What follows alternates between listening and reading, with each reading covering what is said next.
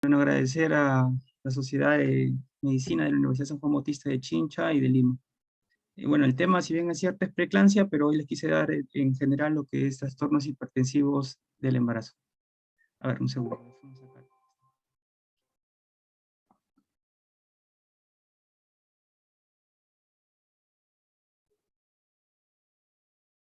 Ya, ahora está bien. Ya.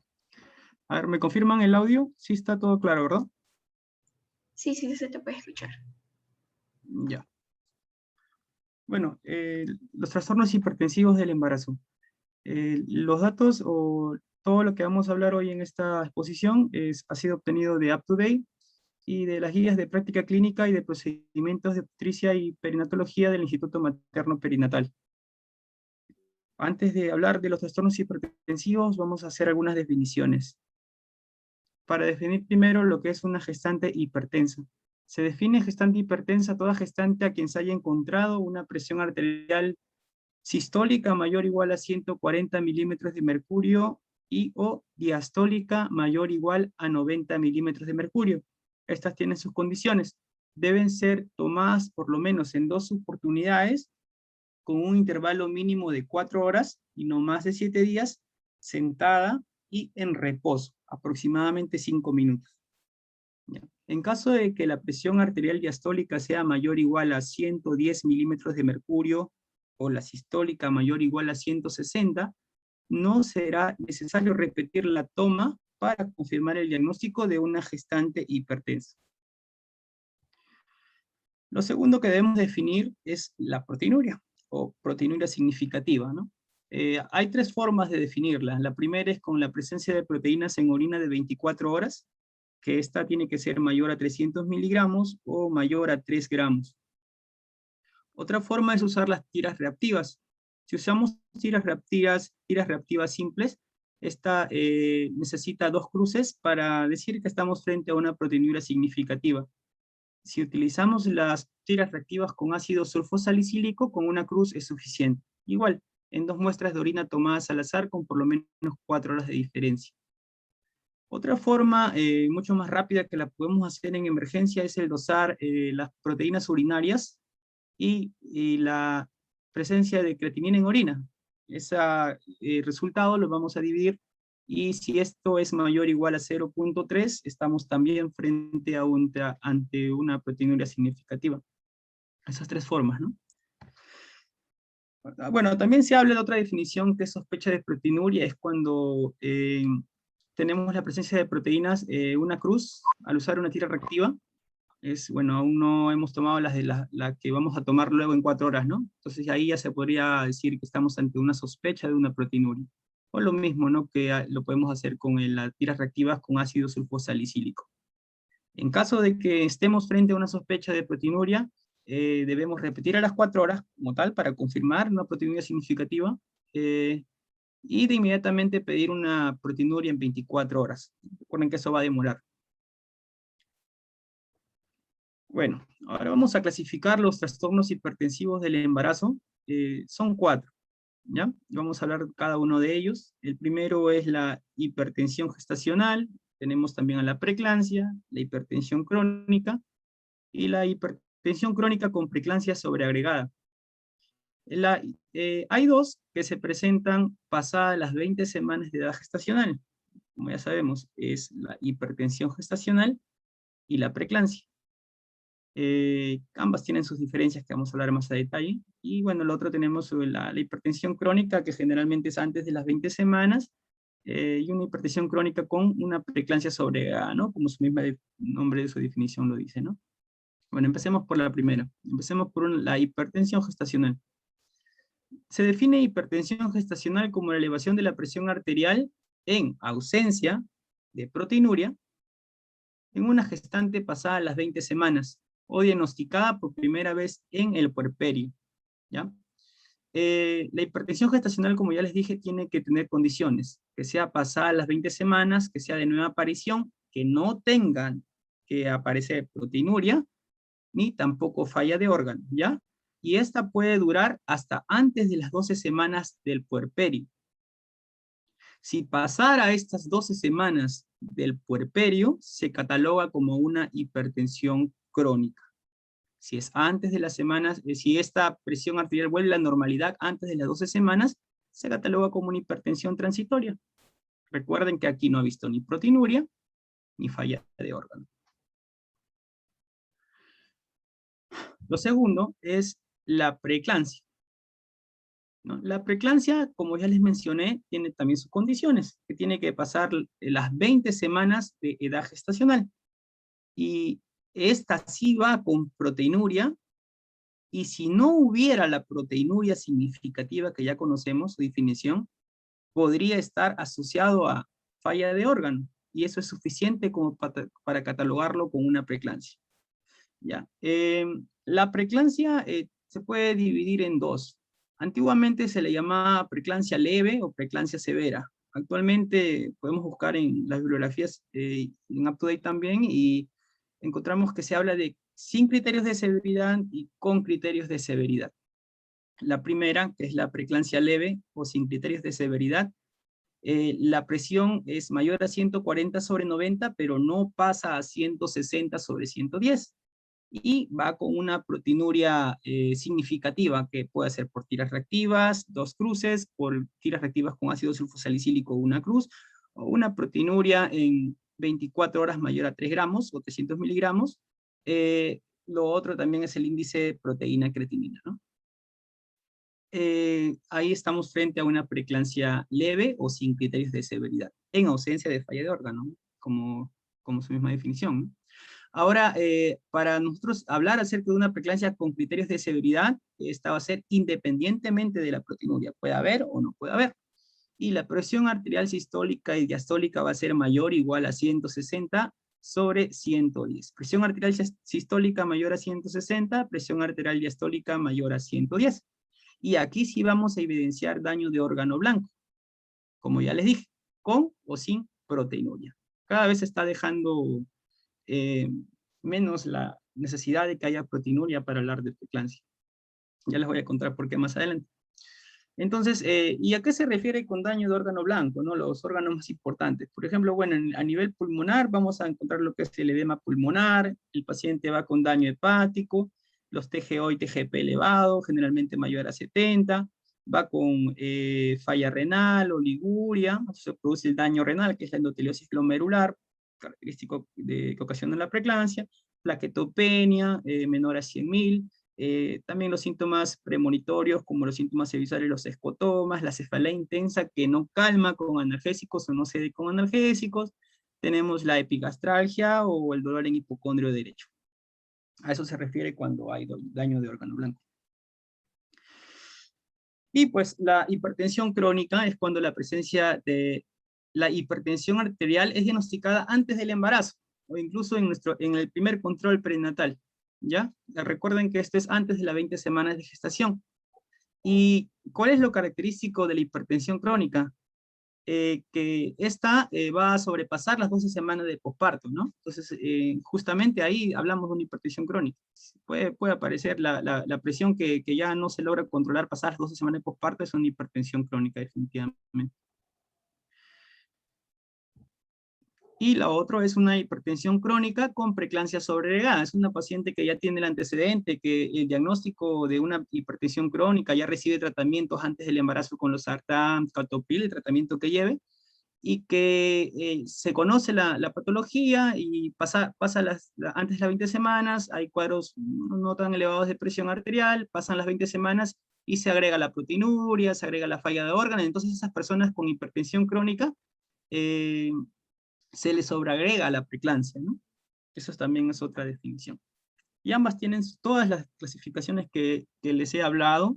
A cada uno se le asigna un CIE-10, ¿eh? Así que es importante conocerlos. Bueno, ahora vamos a hablar acerca de epidemiología. Los trastornos hipertensivos del embarazo son la principal causa de mortalidad materno-fetal en muchas partes del mundo. En América Latina y el Caribe tenemos un porcentaje del 25.7% de muertes maternas. En el Perú los trastornos hipertensivos del embarazo oscilan entre 4 y 11%, siendo la principal la preeclampsia, con un 5 a 7% en todos los embarazos. ¿Ya? Los trastornos hipertensivos son la segunda causa de muerte materna, con un 31.5% de las muertes en el año 2015. Estamos hablando del año 2015, porque esto cada vez va cambiando. Los trastornos hipertensivos van tomando la batuta. La primera causa de muerte materna son hospitales de salud del país, del Perú, los hospitales de la ciudad de Lima y de la costa peruana. Y bueno, se relaciona con un 25% de muertes perinatales y son la principal causa de restricción del crecimiento intrauterino. En el Instituto Nacional Materno Perinatal, en el año 2006 y en el 2016, la preeclampsia fue la primera causa de mortalidad. Como les digo, como causa de mortalidad, la preeclampsia ya va superando lo que es la hemorragia, ¿no? La hemorragia materna, va tomando, al menos en la costa, ya en la sierra, que sí predomina lo que es la hemorragia, como primera causa de mortalidad por el acceso, ¿no?, a los servicios de salud. En la costa, en todo lo que es en general, la preeclampsia ocupa el primer puesto como causa de mortalidad. Ya ven que acá la hemorragia en el Instituto Materno Perinatal ocupa el 13%, el aborto el 14% y la sepsis en un 10%. Bueno, yo soy interno, bueno, acabo de terminar el internado en el Hospital San José de Chincha y de hecho me gusta mucho el tema de que tenga que ver con preeclampsia y trastornos hipertensivos del embarazo y pude recolectar muestras del Hospital San José de Chincha, donde entre el mes de junio del 2019 a mayo del 2020, es información actual, se presentaron 67 casos de preeclampsia con signos de severidad. De hecho, en el hospital, en toda mi rotación que he tenido como interno y en las historias que he revisado, todas las historias que he podido revisar, no he encontrado ningún caso de preeclampsia leve. ¿A qué me refiero con preeclampsia leve? Con proteinuria significativa, ¿no? Que es como conocemos la definición, ¿no? Eso se debe ver a múltiples factores, ¿no? Múltiples factores de laboratorio, factores que de repente las proteinuria de 24 horas no se llegaba a completar, porque quizás se tenía que terminar el embarazo antes de que tengan el resultado, y muchos factores, pero mayormente los diagnósticos que tenemos en el hospital son preeclampsias con signos de severidad. Podría atreverme a decir que es 0 preeclampsias leves, todas con criterios de severidad. Bueno, vamos a hablar acerca de la fisiopatología, etiología y fisiopatología, ¿no? La etiología actualmente sigue siendo desconocida en la actualidad. Sin embargo, todos los conocimientos sobre su fisiopatología parece que nos acerca más a los inicios de la enfermedad. Bueno, se entiende en la actualidad que se debe a una disfunción endotelial que comienza con una mala implantación del blastocisto en el endometrio materno, y esto se debe a causas de razones genéticas, inflamatorias, inmunológicas, que va a ocasionar una mala presentación y un mal flujo sanguíneo de la placenta. Vamos a ver qué es lo fisiológico primero, que es en la parte de la imagen superior, y luego vemos lo patológico, ¿ya? Entonces, ¿de qué nos sirve que haya una buena implantación en el embarazo? Porque eso va a favorecer un buen intercambio de oxígeno, nutrientes y productos de desecho entre el feto y la madre. Y va a depender mucho de la perfusión placentaria adecuada de los vasos maternos, ¿ya? ¿Qué ocurre? Esto de verdecito que ven, estos puntitos que ven aquí, de verdecito, son las células del trofoblasto. Estas células del trofoblasto, en una gestación normal, deben invadir la capa miometrial de las arterias espirales. Aquí vemos las arterias espirales. Esta ven que está invadiendo, ¿ven? Estas son las capas musculares y aquí está invadiendo las células del trofoblasto. ¿Ya? ¿Esto en qué va a favorecer que invadan bien? Porque al invadirlas van a desaparecer esta capa miometrial y van a aumentar el diámetro de la arteria espiral. Por lo tanto, va a haber un buen flujo, buen pasaje de flujo, porque mire, está más grandecita. Un buen flujo y una baja resistencia, favoreciendo lo que es el remodelado vascular, ¿ya? Entonces, es importante que ocurra esto en todo embarazo. Y las oleadas, ¿no? La primera oleada que se da en las 13 semanas de la gestación y la segunda que se da entre las 18 y 20 semanas de la gestación. Entonces vamos a ver qué ocurre. Ahí miren, aquí está, ¿no? Va a haber un alto flujo, una baja resistencia, una buena placentación, un buen remodelado vascular, como toda gestante, está en un estado de hemodilución con un volumen plasmático aumentado mayor al 45%, que es lo fisiológico. ¿Qué ocurre fisiopatológicamente en la preeclampsia? Como pueden ver, aquí están de nuevo las células del trofoblasto, y ven que no invade completamente la capa miometrial de las arterias espirales. No invade, o casi ni las ha invadido, por lo tanto esta capa miometrial no desaparece y las arterias espirales permanecen contraídas. Entonces, ¿esto qué va a producir? Una vasoconstricción, pues, ¿no? Se va a disminuir el diámetro de las arterias espirales, va a haber mayor resistencia y menor flujo sanguíneo. Ahí está. Entonces, esta insuficiencia va a ocasionar una insuficiencia uteroplacentaria y una disfunción endotelial. Esta disfunción endotelial va a favorecer las sustancias, la formación de sustancias vasoconstrictoras, y va a ocasionar un aumento en la permeabilidad de los vasos sanguíneos y va a hacer que el plasma salga del intravascular al espacio intersticial. Entonces, ¿esto qué va a producir? Una hemoconcentración o disminuye el volumen plasmático menor al 45%. Para entenderlo un poco mejor, acá tenemos un esquema para entender mejor la fisiopatología. Hay una mala invasión del trofoblasto por condiciones, ¿no? Diferentes condiciones que se presentan, condiciones obstétricas, y va a ocasionar una mala perfusión o una hiperfusión placentaria, una isquemia placentaria, ocasionando una restricción del crecimiento intrauterino, oligohidramios, y un incremento de factores antiangiogénicos como es el CFLT1, que es el tirosina quinasa 1 similar a FMS soluble, y disminución de los factores proangiogénicos como es el factor de crecimiento endotelio vascular y factor de crecimiento placentario. Otro que aumenta también es la endoglina, ¿ya? Entonces, va a haber esta alteración, ¿no? Que va a producir una disfunción sistémica del endotelio, ocasionando la clínica más frecuente de la preeclampsia, que es la hipertensión, una activación de plaquetas, una plaquetas por consumo, que van a al final ocasionar una plaquetopenia menor a 100.000, clínica del sistema nervioso central, como cefalea intensa, que no calma con analgésicos, síntomas visuales, escotomas, las convulsiones propias como tal, ¿no? Tónico-clónicas generalizadas, bueno, todos los trastornos del sistema nervioso central. El edema en manos, en miembros inferiores, en el nivel renal, la endoteliosis glomerular, la proteinuria, la insuficiencia renal.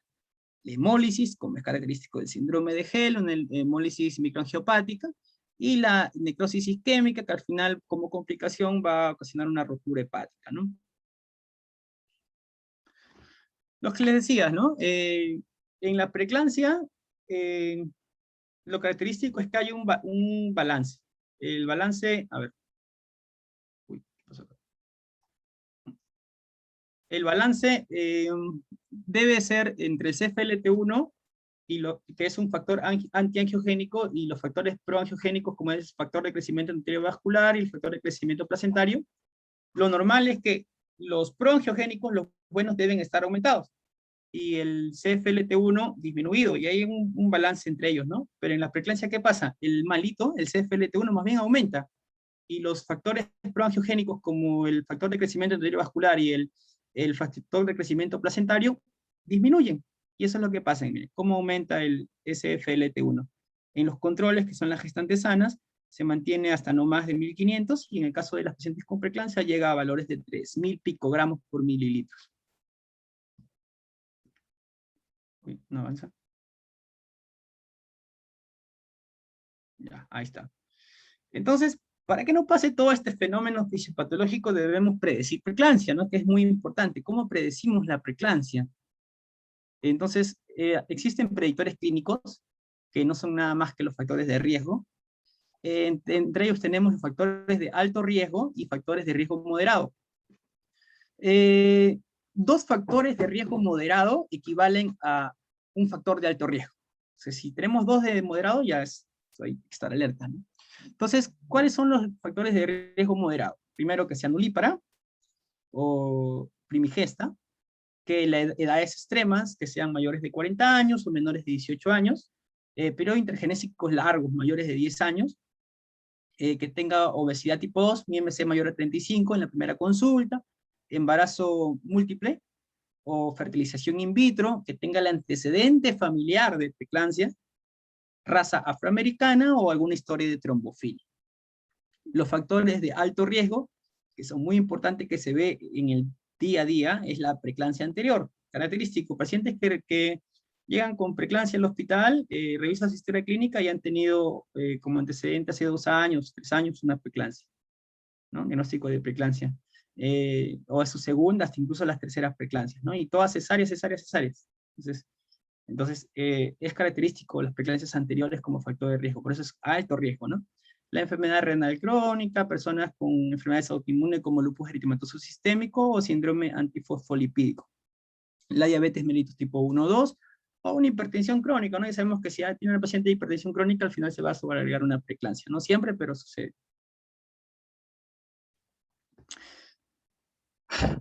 Otra forma de predicción de preeclampsia es el Doppler de las arterias uterinas. Vamos a recordar un poquito de anatomía. Acá tenemos la arteria hipogástrica, ilíaca interna, que va a brindar su rama de la arteria uterina, ¿ya? A nivel de la arteria uterina se va a dividir las arterias arqueadas o arcuatas en el miometrio, que estas posteriormente van a convertirse en arterias radiales, y se van a bifurcar como arterias basales en el endometrio, y al final las arterias espirales, las que estamos hablando, ¿no? Donde se produce la fisiopatología. Pero esto también se va a expresar en el anterior, que son las arterias uterinas. Se le hacemos el doble de las arterias uterinas a las 20 y 24 semanas de edad gestacional, y si encontramos este notch protodiastólico, como vemos, lo normal es que sea así gordito, que haya buen flujo, buen pasaje, ¿no? Y baja resistencia. Pero no, pues las pacientes con preeclampsias hacen, más bien como hacen vasoconstricción, esto disminuye, hacen este notch protodiastólico que ven aquí, ¿ya? Eso indica que está alterado, ¿ya? Y hay una alteración de la circulación útero-placentaria. Ese es un predictor, por ejemplo, ecográfico. ¿Por qué 11 y 13 semanas? ¿Por qué 20 y 24? Mientras si al paciente le toman un Doppler ecográfico a las 11 y 13 semanas, hay mayor probabilidad de que esto salga alterado. Entonces, lo más recomendable que los que se recomienda en realidad... el tiempo de... Perdón. Lo más recomendable es que sea de las 20 a 24 semanas, ¿no? De edad gestacional. Ya que esto también disminuye la incertidumbre, ¿no? De las 11 y 13, porque la mayoría van a salir positivos. Ojo que todos estos predictores de preeclampsia, sobre todo los ecográficos y los bioquímicos que vamos a hablar a continuación, aún están en estudio, su efectividad varían. O tienen buena sensibilidad o baja especificidad. Otro predictor de preeclampsia son los predictores bioquímicos, que de lo que estábamos hablando, ¿no? Las sustancias antiangiogénicas como el CFLT1, si lo dosan y va a estar aumentado, entonces es una forma de predecir preeclampsia. O bien los factores proangiogénicos como el factor de crecimiento endotelio vascular o el factor de crecimiento placentario disminuidos, es un predictor de preeclampsia. Aquí ven la diferencia, miren, ese es un embarazo normal, miren el SFLT1, que es el de negrito, y el de aquí, perdón, que acá hay poquito, y miren la preeclampsia, cómo aumenta en cantidad. Otros predictores bioquímicos es el ácido úrico. En la gestante normal esto debe estar en valores normales, pero se ha propuesto también que el aumento de ácido úrico, la hiperuricemia, podría ser un predictor de preeclampsia.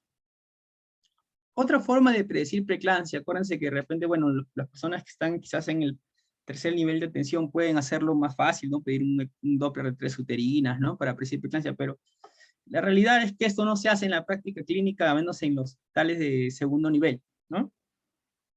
Lo que yo he estado haciendo en mi rotación de obstetricia es hacer realizar el índice neutrófilo linfocito.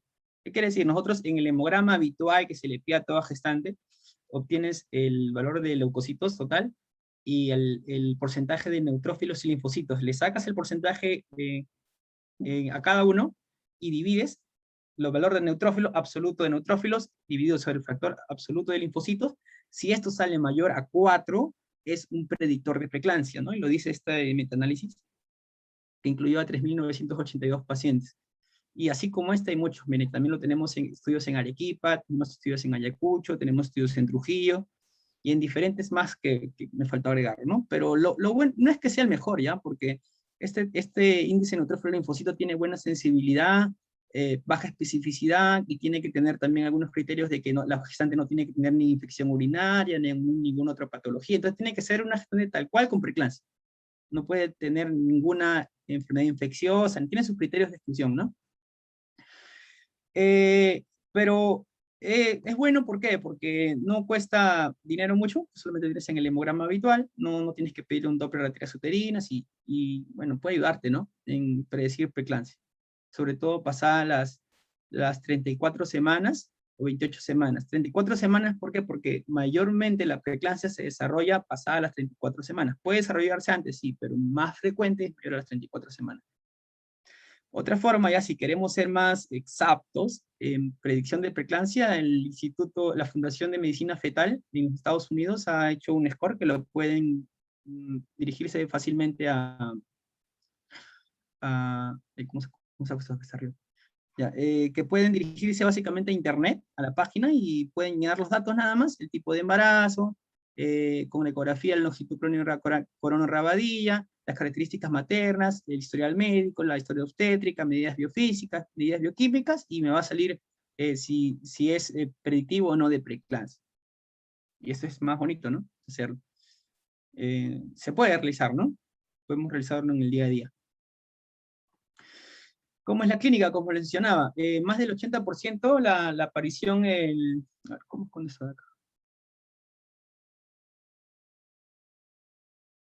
No puedo. Ya, más del 80% de la aparición de preeclampsia se da a partir de las 34 semanas. Y más frecuente aún es antes del inicio del trabajo de parto. Eso lo van a ver siempre. Gestante que se hospitaliza porque ya está a término, o a término también, pues no, se presenta la preeclampsia, no es tan frecuente, pero sí, presente que está a término, entonces está, y se le hace sus controles de presión y se le encuentra presiones elevadas, después se le agrega síntomas premonitorios y hacen una preeclampsia severa. Entonces, lo más frecuente también es que se desarrolla antes del trabajo de parto. ¿Y cuál es la clínica? Hipertensión como síntoma más frecuente, síntoma más frecuente, edema de caras o manos, síntomas premonitorios, que ya sabemos, cefaleas, escotomas, tinnitus, epigastralgias, el aumento de peso, el RCU tipo 2 asimétrico, oligohidramios, convulsiones tónico-clónicas generalizadas, la eclampsia, el desprendimiento prematuro de placenta, la hemorragia, una hemorragia rojo-vinosa, útero de Corbolier, y una nueva dificultad respiratoria, ortonea, porque también hay un edema pulmonar. Y estos son los criterios de severidad, ¿no? Acá tenemos los criterios de severidad. Creo que aquí es, ¿no? Ah, no. Ya. Los criterios de severidad. Cuando justamente estos criterios de severidad, si estuviera presente uno de ellos, hablamos que es una preeclampsia severa o con signos de severidad. ¿Y cuál es el primero? La presión arterial mayor o igual a 160 o una presión arterial diastólica mayor o igual a 110. ¿Por qué dice O? Porque, por ejemplo, si yo tengo una presión arterial 160 sobre 100, yo no voy a decir, no, no, pero me falta 110, no, con uno solo, suficiente con uno solo. Si sale 160, o bien 150 sobre 110, el 110, ya eso es suficiente, cualquiera de los dos, ya, o la sistólica o la diastólica. La plaquetopenia, que ya sabemos que es menor a 100.000, plaquetopenia sabemos que se habla menor a 150.000, ¿no? Pero en preeclampsia se considera como menor a 100.000 para criterios de severidad. A nivel hepático tenemos el TGO mayor a 70 o el doble de su basal, lactato de deshidrogenasa mayor a 600, bilirrubinas totales mayor a 2 o indirecta mayor a 1.2, dolor epigástrico, dolor en hipocondrio derecho, los vómitos. No me va a decir, pues no, una hiperemesis gravídica, ¿no? Hiperemesis gravídica mayor a las 20 semanas, no, pues entonces siempre, ¿no? Pensando en preeclampsia, los vómitos, ¿ah? Entonces, renal, la creatinina mayor a 1.1 y oliguria, pues, ¿no? A nivel renal, o cómo se presenta, ¿no? El nivel sistema nervioso central, por nivel de una irritación cortical, la cefalea es intensa y no calma con analgésicos, no cede a los analgésicos, se presenta lo que es el escotoma, las manchitas, las visiones, las fotopsias, o mosquitas volando, visión borrosa o doble, el tinnitus, ¿ya? O zumbido de oído, hiperreflexia, o convulsión como la eclampsia, ¿no? Y lo otro que es el edema agudo de pulmón. cualquiera que presente estos criterios, se considera una preeclampsia con signos de severidad. Y aquí están la falla de órganos, pues, ¿no? A nivel sanguíneo, a nivel cardíaco, a nivel hematológico, a nivel hepático, a nivel renal, a nivel sistema nervioso central y a nivel pulmonar. Está todo. A ver, vamos a avanzar.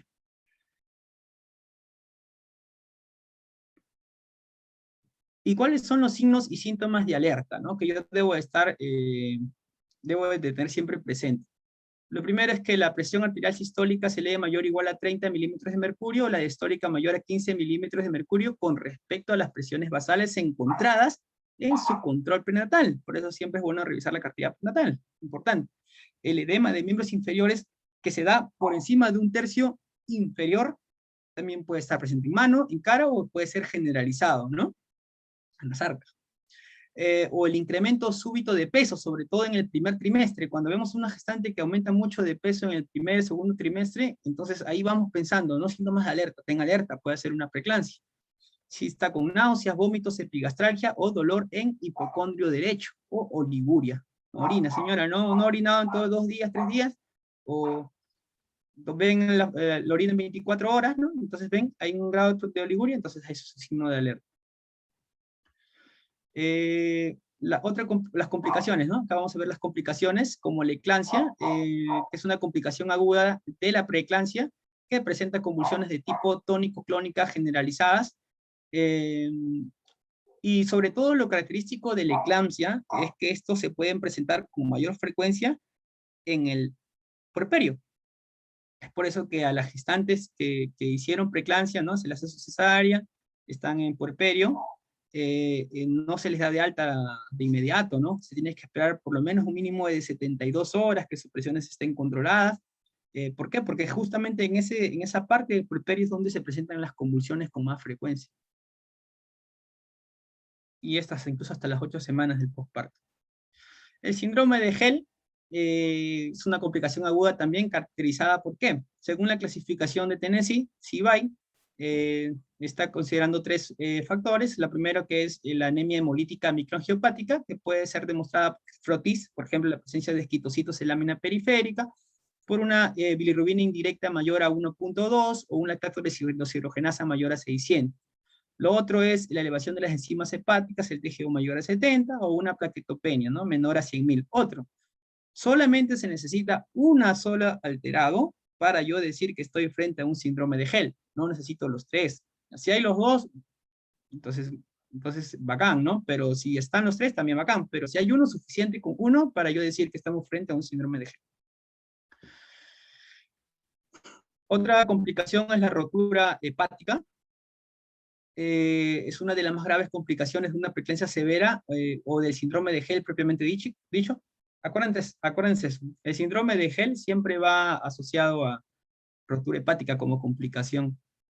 Entonces, produce alrededor del 30% de las muertes maternas de causa hipertensiva y se produce por una disfunción arterial con depósito de ferrina intravascular que aumenta la presión intrahepática, ¿no? Y que va a distender la cápsula de Grisson, produciendo dolor a nivel de hipocondrio derecho, y finalmente se produce un hematoma capsular que termina como una rotura hepática, ¿no?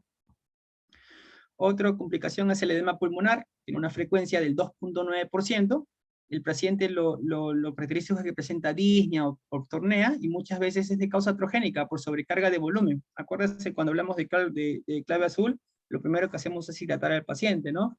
1 litro en 20 minutos. Y pues a veces esto no sucede adecuadamente, y por iatrogenia sobrecargamos al paciente y le ocasionamos un edema pulmonar. Y bueno, acá tenemos pues, las líneas de B, hiperecogénicas, verticales, ¿no? Esta es una ecografía. Complicaciones como la falla renal, ya sabemos, es pregunta de examen, la falla renal que produce la preeclampsia es la endoteliosis glomerular, ¿no? También va a haber una hipoperfusión renal, necrosis tubular aguda, necrosis cortical. Se presenta en el 90% de los casos que es prerrenal o renal, ¿no? La necrosis tubular aguda. Otra complicación es la hemorragia cerebral, el edema cerebral o amaurosis. Acuérdense que la hemorragia cerebral también se puede decir que es una complicación de la eclampsia. La eclampsia, si un paciente desarrolla eclampsia, hay que estar pendientes de que pueda desencadenar una hemorragia cerebral, ¿no? Y posteriormente la muerte materna. Entonces hay complicaciones como la hemorragia cerebral, aquí vemos como vemos en la parte occipital, una zona hiperdensa, ¿no? Característico de una hemorragia cerebral, una ACV hemorrágica. Y la amorosis fugaz, que es la pérdida temporal de la visión de un ojo debido a la ausencia de la circulación de la sangre en la retina. A ver. Otras complicaciones son la emergencia hipertensiva, la encefalopatía hipertensiva, el desprendimiento de retina y la propia mortalidad materna, ¿no? La emergencia hipertensiva, acuérdense que, ¿cuál es la diferencia entre emergencia y urgencia? En que en la emergencia hay compromiso de órgano diana y en la urgencia no hay, pues, ¿no? ¿Y cuál es lo característico, o cuál es la definición de una crisis hipertensiva? Mayor a 180/120, ¿no? Otras complicaciones, tenemos al desprendimiento prematuro de placenta y la hemorragia postparto, una atonía uterina, ¿no? El DPP, acuérdense, DPP, útero de Curbolier, sangrado venoso, antecedente de la gestante hizo preeclampsia, hizo un DPP. Y otras complicaciones fetales como la restricción del crecimiento intrauterino, con un percentil menor a 2, menor a 10, óbito fetal, prematuridad, sabemos que no llegan normalmente, a veces hasta se espera las 34 semanas que haya madurado el pulmón para terminar la gestación, pero igual sigue siendo pretérmino. El síndrome de distrés respiratorio agudo, hacia una membrana hialina, una parálisis cerebral, sepsis, muerte perinatal. Aquí está el DPP. Cuando estén, bueno, en este caso, en todo paciente en la cual ya se ha diagnosticado la preeclampsia, hay que pedir, o antes diagnosticado sospecha de preeclampsia, hay que pedir exámenes auxiliares, ¿no? Y hay exámenes que son muy importantes como el hemograma. Acuérdense que el hemograma nos va a dar información de las plaquetas. Podemos pedirle también si tenemos a la disponibilidad fibrinógeno, tiempo de protomina, un perfil de coagulación. Pero las plaquetas de cabeza, ¿ya? Y la lámina periférica también. El examen de orina con tiras reactivas o ácido sulfosalicílico para la proteinuria, o una proteinuria en 24 horas de cabeza también, ¿ya? Además, solicitar el coeficiente de proteína de creatinina urinaria, que esto lo podemos hacer en la emergencia, y es mucho más rápido, no esperamos las 24 horas de la proteinuria de 24 horas, ¿ya? Porque esto de acá es STAP, ¿no? La proteína, índice de proteína y creatinina, solamente dosas proteínas, dosas creatinina en orina, divide ese resultado, y si es mayor a 0.3, estás frente a una proteinuria significativa. Entonces, ese es muy importante, ¿no? Las pruebas de función hepática, si le tenemos que pedir un TGO, un TGP, bilirrubinas totales y fraccionadas, y la deshidrogenasa láctica. Entonces, estos de acá, por ejemplo, de la prueba hepática, todos se piden, sí o sí. El hemograma para las plaquetas, sí o sí, y la lámina periférica, sí o sí. Las pruebas de función renal, uricreatinina, también pedimos de cabeza. Ácido úrico, si hay disponibilidad, podemos pedirlo, ¿no? Pruebas de trombofilia, si la preeclampsia es menor a 34 semanas, y si lo amerita, y si tiene centro hospital también, ¿no? Monitoreo electrónico fetal, hay que realizar un test estresante y un test estresante según sea el caso, para ver al feto como tal, ¿no? Imágenes, el perfil biofísico y una ecografía Doppler.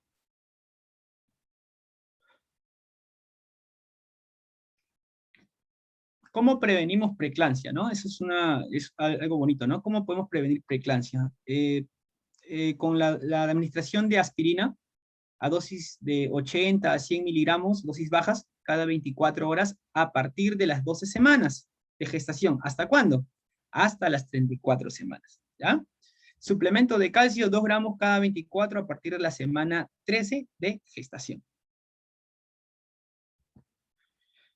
Cuando estamos frente a una preeclampsia leve, acordemos que como preeclampsia leve es toda gestante con cuadro de hipertensión mayor a 140/90 y menor a 160/110, con proteinuria significativa. Entonces, si está hasta antes de las 37 semanas, vigilancia materno-fetal.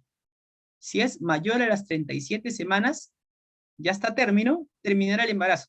Inducción del trabajo de parto. Y las preeclampsias leves generalmente es por vía vaginal, ¿ya? Preeclampsia leve. Que como les dije, en el Hospital San José no había visto preeclampsias leves. Todas las preeclampsias solo eran preeclampsias con signos de severidad.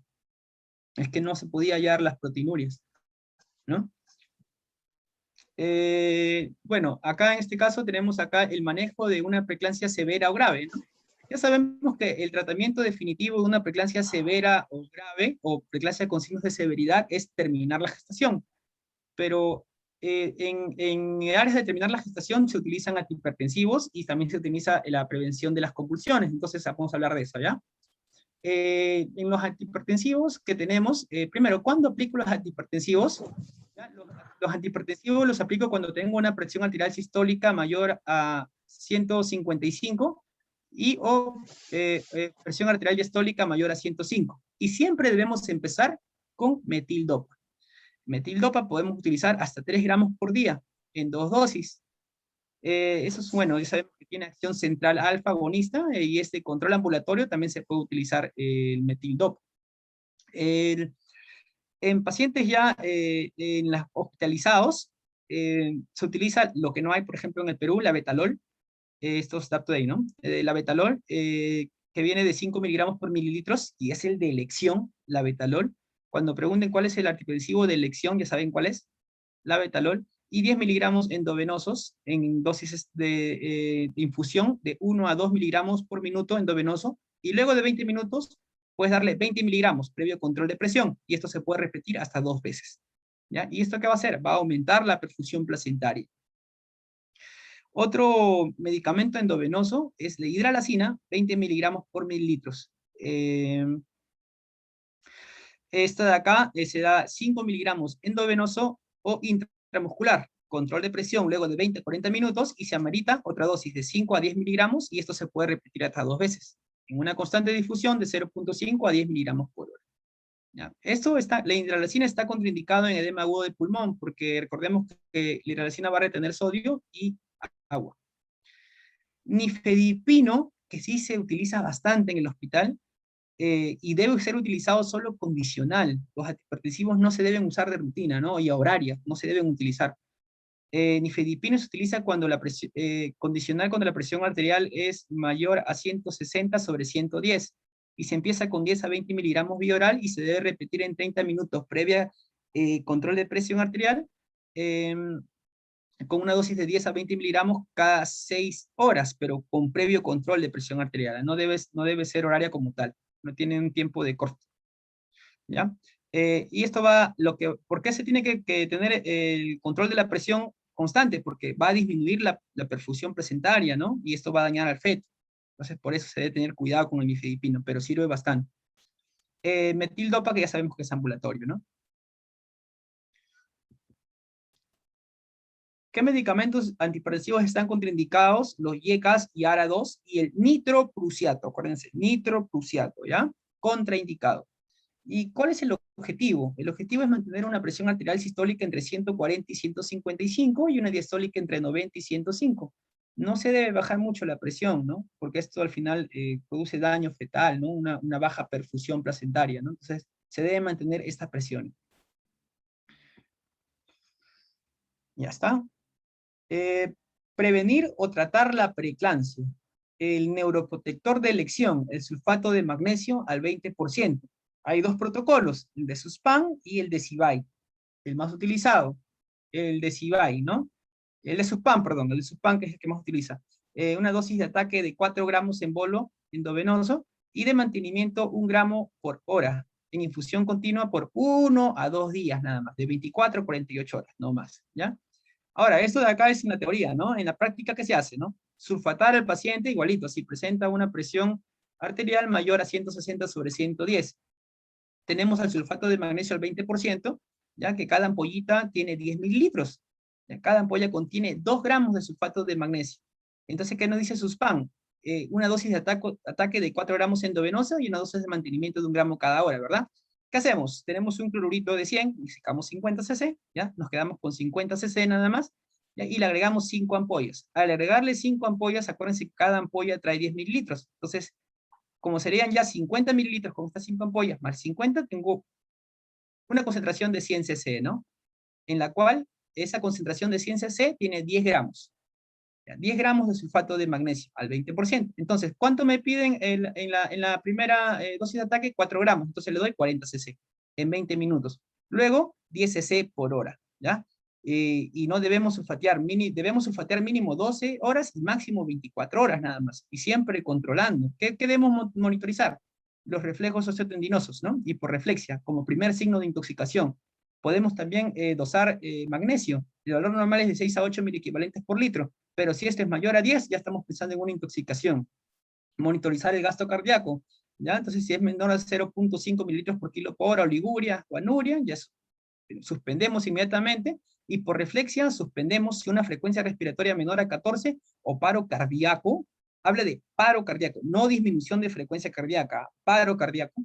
Entonces, en todos estos casos, ¿el antídoto cuál es? Gluconato del calcio al 10%, 1 gramo endovenoso, suficiente, una ampollita. Y el tratamiento definitivo, como les dije, ¿no? Terminar la gestación inmediatamente. Y acá tenemos unas indicaciones maternas. En este caso, las preeclampsias severas ya va para cesárea, ¿no? Indicaciones maternas: hipertensión refractaria, hipertensión que no se puede controlar, la falla renal, un gel, edema agudo de pulmón, eclampsia, un sospecha de un desprendimiento prematuro de placenta, un RPM, indicaciones fetales como un RCIU severo, alteración del perfil biofísico fetal 6 a 10, desaceleraciones tardías, un DIP2, un ponderado fetal menor al percentil 5 y oligohidratos. Bueno, acá tenemos un fluxograma que les he traído para más o menos orientarnos. Ya tenemos un paciente con hipertensión arterial y proteinuria. Estamos a una preeclampsia leve, ¿no? Aquí debe estar más de las 20 semanas, no logro ver por esto. Pero ya, bueno, evaluamos el estado general. Pedimos los exámenes auxiliares, el hemograma completo para ver la plaqueta, si tenemos el perfil de coagulación, el TGO y TGP, urea creatinina, la ecografía Doppler, y si tenemos pruebas antifosfolipídicas, ¿no? Siempre y cuando sea menor a las 34 semanas. Entonces, sale alterado. Por ejemplo, ¿no? Creatinina mayor a 1.1, no, es una preeclampsia severa. No sé, plaquetopenia menor a 100, una preeclampsia severa. Cefalea, entonces, bueno, a eso me refiero a exámenes laboratorios, ¿no? Si sale alterado, ¿estamos frente a una preeclampsia severa? Sí. Si no estamos frente a una preeclampsia severa, manejo según el caso, ¿no? Una preeclampsia leve. Pero si sí estamos frente a una preeclampsia severa, controlamos la crisis hipertensiva, no tenemos la betalol, pero utilizamos lo que es el nifedipino, ¿ya? Prevenimos las convulsiones con sulfato de magnesio, como ya les mencioné cómo pueden utilizarlo, y de inmediatamente realizamos una interconsulta a USIN y a NEO también, porque recuerden que si este bebé nace prematurito, entonces va a necesitar, incluso puede estar hasta RCP, ¿no? Entonces es importante que NEO tenga conocimiento de lo que sucede en el servicio de obstetricia, ¿no? Se le hace la interconsulta y todo, ¿ya? Y las complicaciones maternas, si no hay complicaciones maternas, se evalúa el compromiso fetal. Si no hay compromiso fetal, se hace maduración pulmonar de la gestación, siempre y cuando sea entre las 24 y 34 semanas. ¿Con qué normalmente maduramos el pulmón? Con corticoides, ¿no? Podemos utilizar dexametasona o betametasona. Betametasona, 12 miligramos cada 24 en 2 dosis, ¿no? Y si hay compromiso fetal, activamos la clave azul y terminamos la gestación inmediatamente. Como vamos a terminar la gestación, ya Neo ya sabe que le comunicamos, ya sabe UCI, ¿no? Porque va a haber complicación maternas y natales, ¿no? Entonces, ese es el fluxograma. Los criterios de alta. El alta se dan después de las 72 horas postpartum. Y si la presión es menor a 150 sobre 100, 72 horas, ¿ya? 72 horas, recuerden. Bueno, y su control de presión arterial cada 4 horas, ¿no? Para estar seguros de que la presión es menor a 150 sobre 100. Exámenes de laboratorio normales, no puede estar ningún examen de laboratorio alterado, o que están mejorando, ¿no? Mejoría. Y la paciente se encuentre asintomática, ¿no? Y ahí es la importancia de poder decirle a la paciente, pues, ¿no? De si presentas dolor de cabeza, si tienes un dolor en la boquita del estómago, por no decir epigastrio, ¿no? Porque ellos lo conocen más como la boquita del estómago, hipocondrio derecho, ¿no? Al lado derecho, y entonces vamos orientando a la paciente, ¿no? Si en caso tuviera una complicación, porque acuérdense que la preeclampsia dura hasta las 12 semanas del postparto. Entonces, manejo ambulatorio en el posparto, control los 7 días del alta, le damos control 7 días, y la frecuencia de los controles posteriores se realizará según la condición de cada caso. Los pacientes que han tenido preeclampsia severa deben continuar sus controles posparto en consultorio de obstetricia. Algunas recomendaciones para la paciente es que si se resuelve la hipertensión antes de las 12 semanas posparto, se debe instruir sobre el control de factores de riesgo cardiovasculares y por lo menos una vez al año realizar un tamizaje para hipertensión arterial, lipidemia y diabetes. Recomendar dieta y estilos de vida saludables. El IMC saludable disminuye el riesgo para futuros embarazos y informar que intervalos de embarazo menores de 2 años, o sea, periodos genéticos cortos y mayores de 10 años largos están asociados a preeclampsias recurrentes. Brindar orientación y consejería anticonceptiva y ofrecer un método anticonceptivo y sobre todo si esa paciente ha hecho preeclampsia, se le hizo su cesárea y en el otro embarazo puede volver a hacer una preeclampsia y su segunda cesárea y se condiciona a una tercera cesárea. Entonces, eso es malo, ¿no? Entonces ya, a ver chicos, ¿están ahí? A ver si hasta ahí es la parte de la exposición de preeclampsia. Si tuvieran alguna pregunta.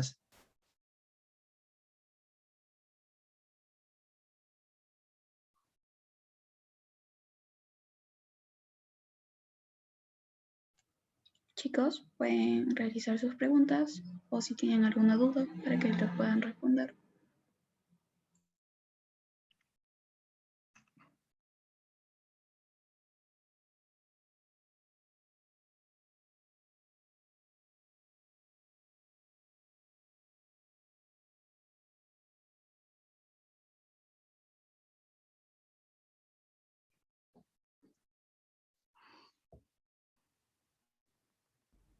Bueno, creo... hay una pregunta. ¿Lo ¿Sí? puedes visualizar o te lo leo? A ver si me la puedes leer, por favor, que no logro salir de... Ya. ¿Cuál es la dosis de gluconato del calcio? Ya, la dosis de gluconato de calcio, eh, que es el neuroprotector de elección, tenemos dos, que es el protocolo de Suspán y el protocolo de Cibay. El que más se utiliza es el de Suspán. Lo voy a explicar más lento, ¿ya? El de Suspán es de una dosis de ataque de 4 gramos endovenoso y el de Cibay de 6 gramos, ¿ya? Luego que haces esta dosis de ataque de 4 gramos endovenoso, haces una dosis de mantenimiento que es de 1 gramo por hora, ¿ya? 1 gramo por hora. Algunos no tenemos, pues, ¿no? La máquina de infusión continua y todo eso, entonces lo que podemos usar en la práctica, como les digo, en la práctica, utilizando el método de Suspán, que ya les mencioné, utilizamos un clorurito que viene de 100, ya, le quitamos los 50, nos quedamos con 50 cc, y le agregamos 5 ampollitas. Cada ampolla contiene 2 gramos, entonces 2 por 5 serían 10 gramos, ¿no es cierto? Entonces, pero cada ampollita viene en 10 mililitros, entonces acá yo tendría 50 mililitros, 50 mililitros más 50 cc, 50 cc más 50 cc son 100 cc. Tengo, en ese 100 cc tengo 10 gramos de sulfato de magnesio al 20%. Entonces, ¿qué hago? ¿Cómo hago para dar mi dosis de ataque? Ya, le doy 40 cc, porque ahí estoy dando 4 gramos. Y luego, 10 cc por hora. Entonces, ahí cumplo con el protocolo de Suspán, ¿no? Para lo que es la neuroprotección con sulfato de magnesio. Ya. Hay otra pregunta. Dice, ¿cuál era la fórmula que se realizaba para sacar los neutrófilos totales con los leucocitos en la VH? Ya les explico. En el hemograma nosotros tenemos a ver si lo puedo explicar por aquí. Voy a tratar de escribir un poquito. En el hemograma nosotros tenemos valores de leucocitos en absolutos, o sea que sabemos que lo normal es de 5.000 a 10.000, ¿verdad? En una no gestante, porque la gestante cambia el valor. Entonces, esto puede ser, ¿no? Supongamos que la gestante tenga 12.000, 13.000, 14.000, 15.000, 16.000. 16.000 leucocitos. ¿Ya? Entonces, al final del hemograma vamos a tener un conteo absoluto de porcentaje, perdón, un conteo en porcentajes. Que esto, por ejemplo, si el porcentaje de neutrófilos es el 70%, y el porcentaje de linfocitos es el 20%. Entonces le sacamos a ese leucocitos que tenemos, ¿no? Supongamos que es 10.000, le sacamos el 70%, ya, me da un resultado. Linfocitos, le sacamos el 20%, me da un resultado. Esos dos resultados absolutos los divido. Y si eso es mayor o igual a 4, es un predictor de preeclampsia. No sé si se logra entender la explicación. ¿Sí? Doctor, Hola, sí. tengo una pregunta entonces. A ver. ¿Cómo se manifiesta el síndrome de Herd en el caso de la complicación de la preeclampsia? Ya, la preeclampsia, como ya les mencioné fisiopatológicamente, se produce por una alteración, por una mala implantación en, en las arterias espirales, ¿verdad? Entonces, vamos a poner el síndrome de Held para poder explicarte mejor. ¿Ya? Esa mala implantación van a producir múltiples factores, ¿no? Antiangiogénicos, disminución de los factores proangiogénicos, una disfunción endotelial, y ahí va el síndrome de Held, por un daño endotelial, ¿no? Comienzan a aumentar la agregación plaquetaria, por lo tanto hay una plaquetopenia por consumo, y acuérdense que las plaquetas, si no tenemos plaquetas bajas, se producen las hemorragias. Ahí va la clínica del síndrome de Held, que van con petequias, equimosis. Como hay un daño inflamatorio a nivel endotelial, el lactato de deshidrogenasa, que es un marcador de inflamación, se va a encontrar aumentado, mayor a 600, que es una cifra muy alta, ¿no? También se produce la alteración hepática, que es mayor a 1.2 en el caso de bilirrubina indirecta. A nivel daño hepático se comienza a elevar TGO y TGPEM, el doble de su basal, y la plaquetopenia por consumo que ya le mencioné, ¿no? Entonces, esto va a ocasionar una microangiopatía trombótica, ¿ya? Característico del síndrome de Held, como tal, su diagnóstico.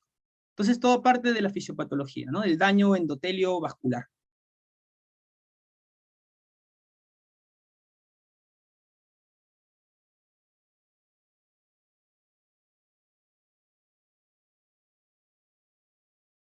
¿Estás satisfecha de tu respuesta?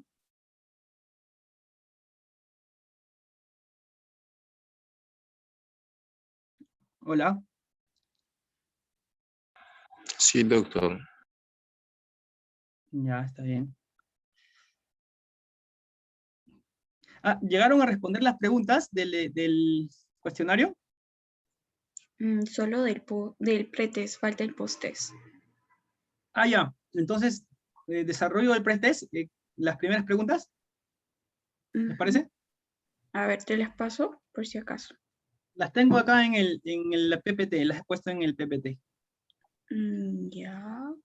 Pero no sé hasta qué pregunta han considerado en el pretest, porque Exacto, he puesto todo. por eso. Entonces, me dices hasta cuándo puedo parar. Ok, mejor te ¿Ya? las paso por interno. Ya, a ver, para saber hasta dónde voy a resolverlas.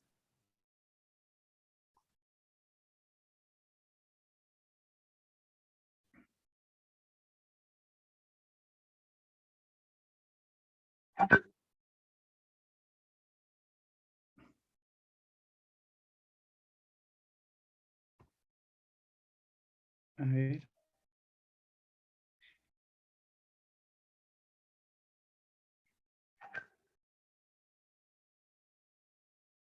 Podría saber si tenemos compañeros de internado o de qué ciclo más o menos estamos en la charla. Me gustaría saber.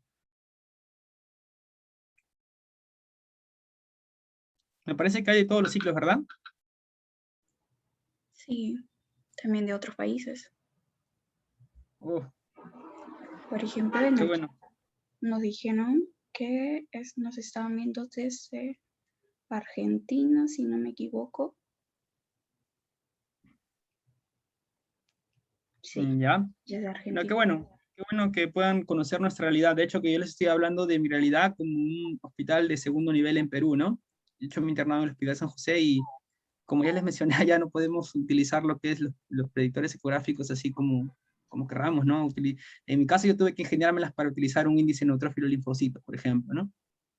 Acá en el chat nos dicen desde Paraguay, segundo de medicina, de Ecuador, Oh, enfermería, México, Bolivia, tercer año en Bolivia, Venezuela, segundo año en Costa Rica y por nuestro chat desde Costa Rica. oh, wow. Ya, entonces vamos a resolver las preguntas ahorita.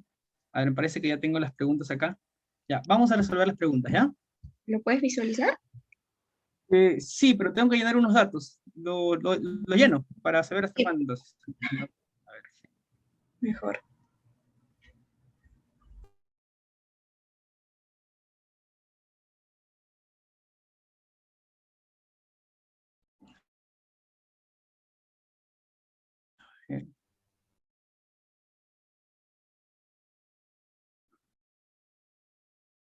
Hemorragia uterina. Ya tengo acá las preguntas. A ver, me parece que esto de la... A ver, ya. Ya, ahora sí vamos a resolverlas, ¿ya?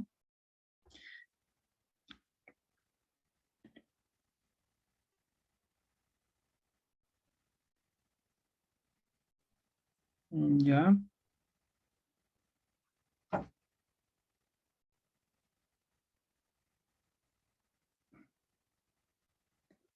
Ya, a ver, vamos a empezar. Me parece que no han hecho las de residentado médico, solamente han puesto la del ENAM, ¿no? Ya. Entonces vamos a ver. La principal causa de muerte, quiero que me ayuden a resolver el examen, ¿ya? Vamos a resolverlo juntos. La principal causa de muerte materna, ¿puedo ver los chats aquí en el... A ver, voy a ver si puedo verlo en cosa. Ah, ya acá está. Ya, entonces voy a poder ver lo que escriben, ¿ya? Entonces, la principal causa de muerte materna relacionada con la eclampsia es A, insuficiencia renal aguda, hemorragia intracraniana, edema agudo de pulmón, hemorragia uterina y rotura hepática. A ver qué dicen, chicos. Acuérdense, eclampsia, ¿ya? Hemorragia uterina, profe. Hemorragia uterina, a ver, ahorita vamos a explicar eso. A ver, no encuentro mi lapicito. Acá está. Vamos a poner lapicito. Pluma. Por el chat nos dicen ruptura hepática. Ruptura hepática. Ya, muy bien. A ver, marcador resaltador. Ya, ahora sí. Ya, chicos, miren. La rotura hepática, ya, viene a darse por el síndrome de Hell. Por el Hell. O sea, el Hell, haces un síndrome de Hell y como complicación del síndrome de Hell viene la rotura hepática. ¿Ya? Entonces esta de acá no es. ¿Ya? La insuficiencia renal aguda de la endometriosis glomerular con la eclampsia, que son las convulsiones, no tiene que ver nada. ¿No? El edema agudo de pulmón, no, hubiera dicho que más una disnea, ¿no? No, eclampsia con edema agudo de pulmón tampoco, ¿no?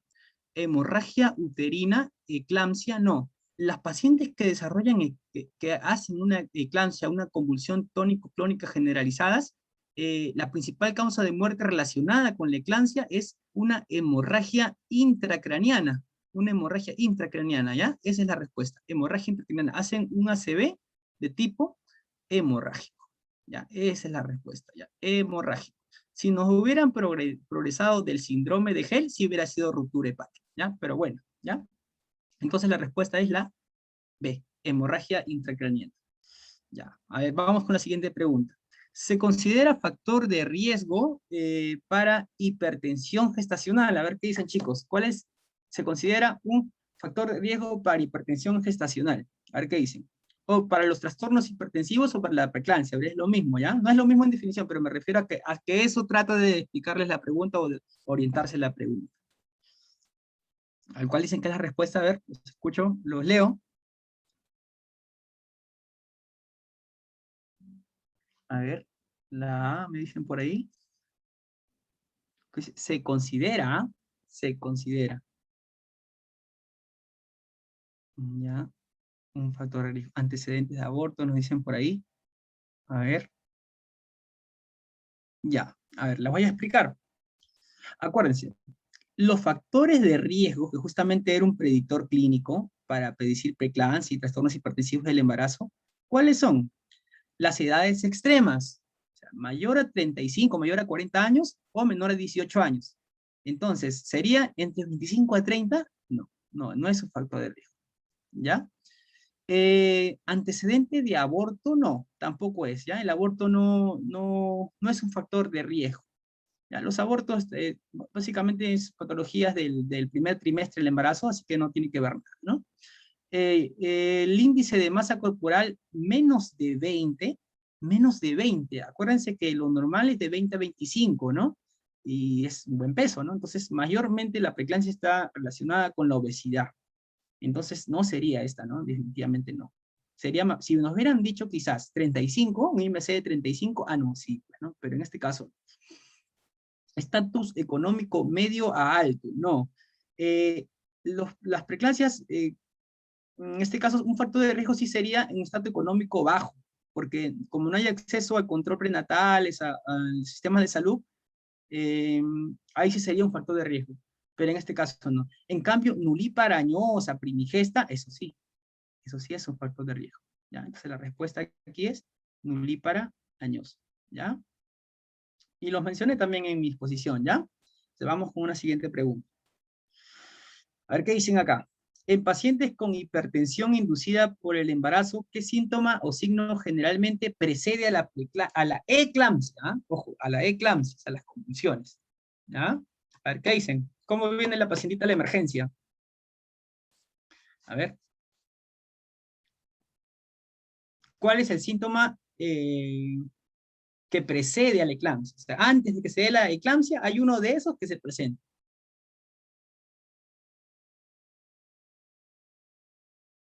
Muy bien, ahí está. A ver, ¿qué nos dicen por ahí? Ya está. Ya me dieron la respuesta, chicos, ¿ah? Exacto. La respuesta es cefalea. Ahí está, cefalea. La cefalea precede a la eclampsia. A la eclampsia, perdón, a la eclampsia. Ya. A ver, les voy a preguntar ahora.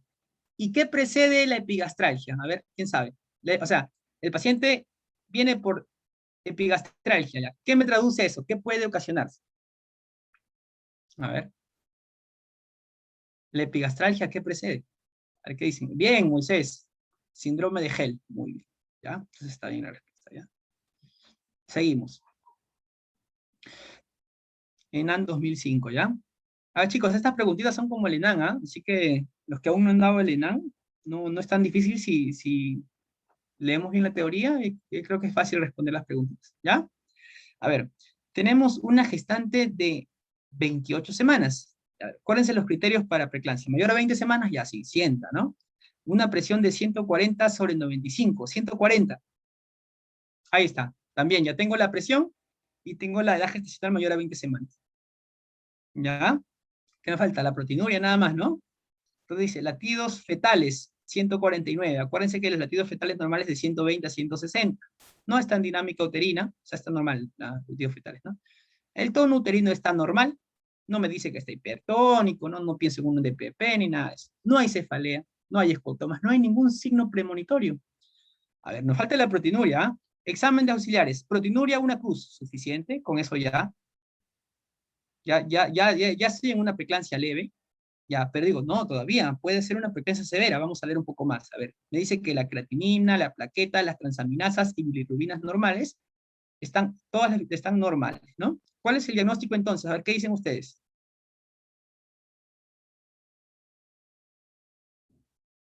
Tengo presión, tengo edad gestacional mayor a 20 semanas, y tengo proteinuria significativa. ¿Qué dicen? Muy bien, Yasmín Catering, ¿no?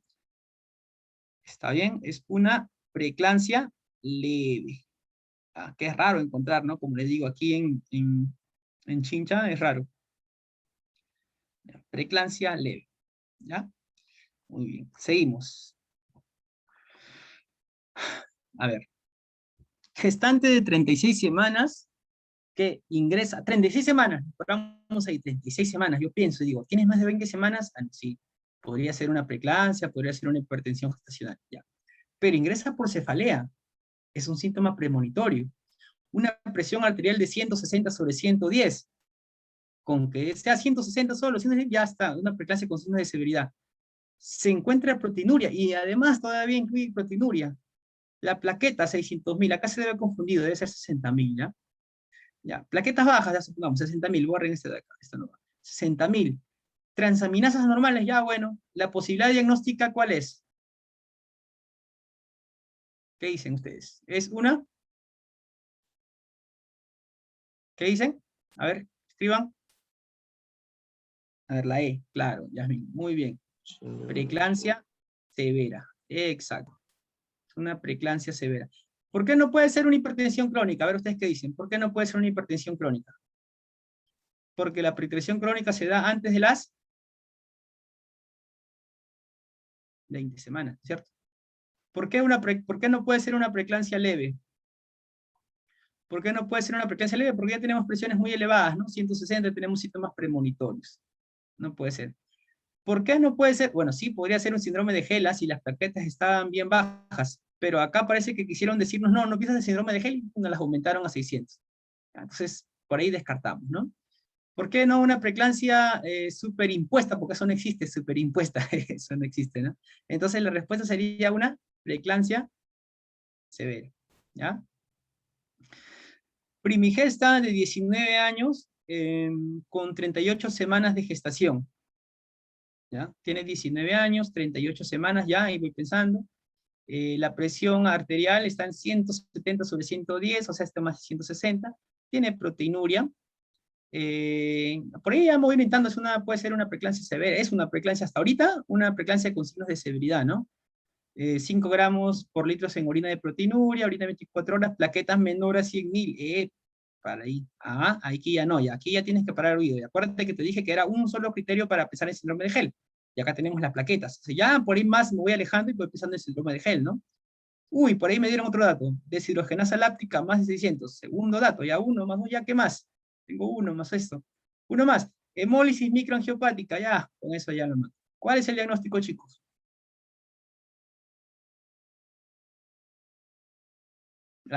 Muy bien. Preeclampsia severa con síndrome de Gel. Suficiente.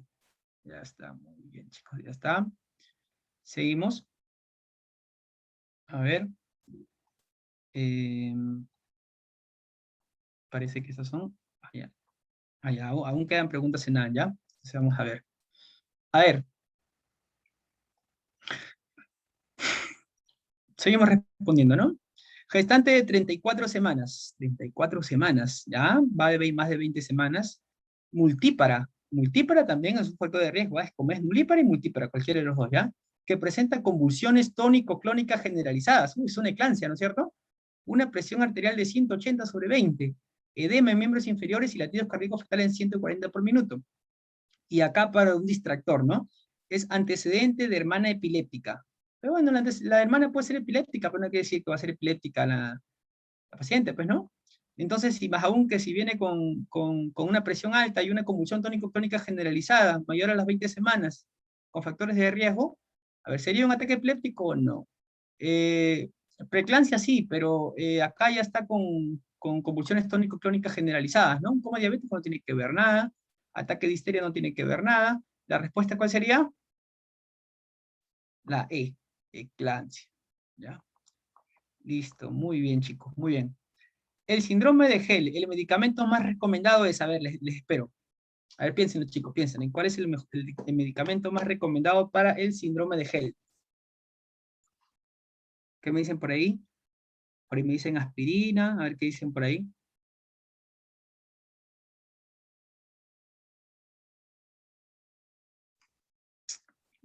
A ver, ¿qué dicen?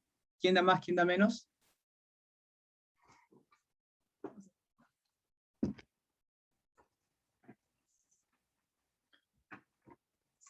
A ver, ¿qué dicen, chicos?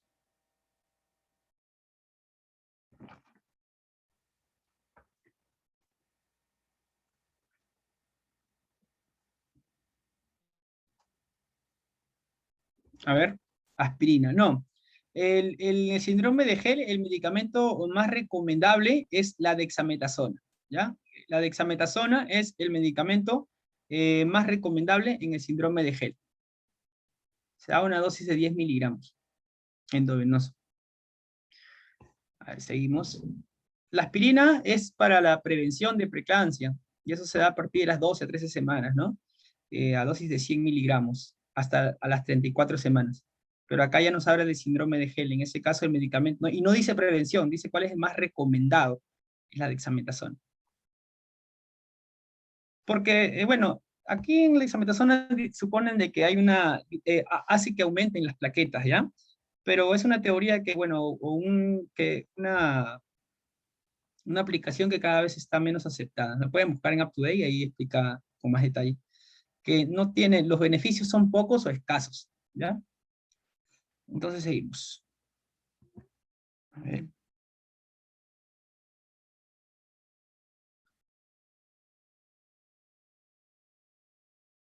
¿Ya? A ver, ¿cuánto de dexametasona lo podría repetir? Ah, ya, 10 miligramos, ¿ya? 10 miligramos, chicos, ¿ya? Entonces vamos a ver, la siguiente pregunta es una primigrávida de 21 años de edad con 32 semanas de gestación, ¿ya? Sin trabajo de parto. Estrés de la emergencia por presentar convulsiones asociadas a hipertensión arterial. ¿Cuál sería la conducta más apropiada? A ver, chicos, los dejo. A ver, ¿qué dicen ustedes? A ver, esa pregunta está bien bonita, ¿eh? Es una primigrávida o primigesta, ¿no? Tiene 21 años, tiene 32 semanas de gestación, la vemos, dicen por ahí. Mm, ujú. Ya, a ver, es una pregunta un poquito difícil, ¿sí? A ver, la D, ¿no? Dicen por ahí. También, puede ser, puede ser. A ver, una respuesta más, otra respuesta más que digan por ahí, a ver, chicos, sigan. La B, ¿no? Dicen, ¿no? La B, la D también dicen por ahí, otro.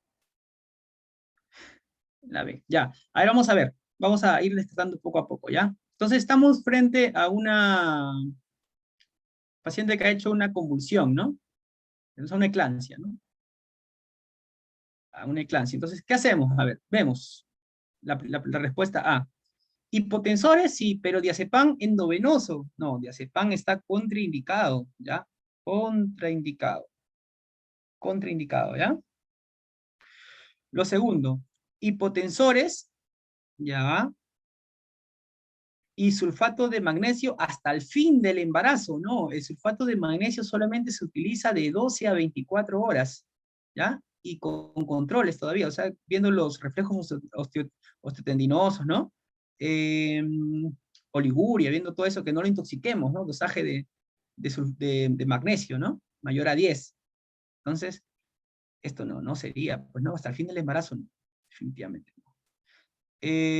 Sulfato de magnesio endovenoso cada 8 horas, todavía dice, mira, por 7 días, no, 7 días no, acuérdense que solamente se da de 12 a 24 horas nada más, ¿ya?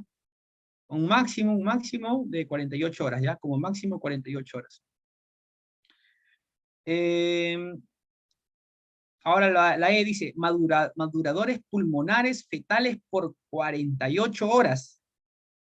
Ya, aquí hay dos preguntas que podrían ser, ¿ya? La E y la C, ¿ya? Pero vamos a ver por qué no la E, ¿ya? Si bien es cierto, está hasta antes de las 32 semanas y necesita maduración pulmonar con corticoides, que podemos utilizar betametasona, ¿no? Betametasona 12 miligramos cada 24, por 2 dosis, o sea, a las 48 horas, ya está, retirado, madurado a pulmón, ¿ya? En la pregunta que nos orientan los que nos quiere dar a entender, nos dice lo que debemos hacer en realidad en el día a día, ¿no? Cuando yo tengo una paciente que así tenga 34 semanas, acuérdate que si está convulsionando, va a volver a convulsionar, puede ser una hemorragia intracerebral, un ACV hemorrágico. Yo voy a madurar pulmón 48 horas, y si en 48 horas le da a las 24 le da otra convulsión y una hemorragia intracerebral, no. La respuesta de inmediatamente es interrupción inmediata del embarazo, ¿ya? La interrupción inmediata del embarazo, ¿ya? Definitivamente. Definitivamente, ¿ya? Ya, chicos, la respuesta es la C, ¿ya? Ya, listo. A ver, seguimos. En una emergencia hipertensiva, la presión arterial debe ser controlada en los siguientes minutos, dice. Uy, siguen entrando todavía. A ver. En una emergencia hipertensiva. A ver, chicos, a ver si se acuerdan la exposición. Cuando yo digo que estoy a una emergencia hipertensiva y en una urgencia hipertensiva, ¿cuál es la diferencia? Que en la emergencia hipertensiva hay y que no hay en la urgencia hipertensiva. Ahora, acuérdense, los dije en la exposición. ¿Cuál es la diferencia?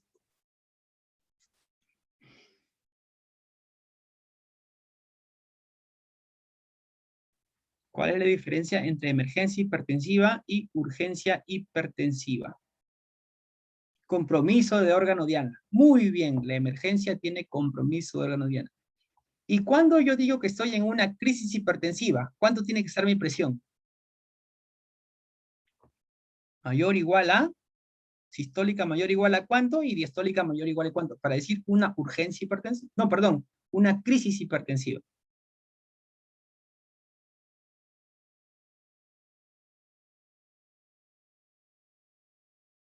A ver, ¿quién dice? ¿Cuándo hablamos de una crisis hipertensiva? ¿Qué valores de presiones arteriales?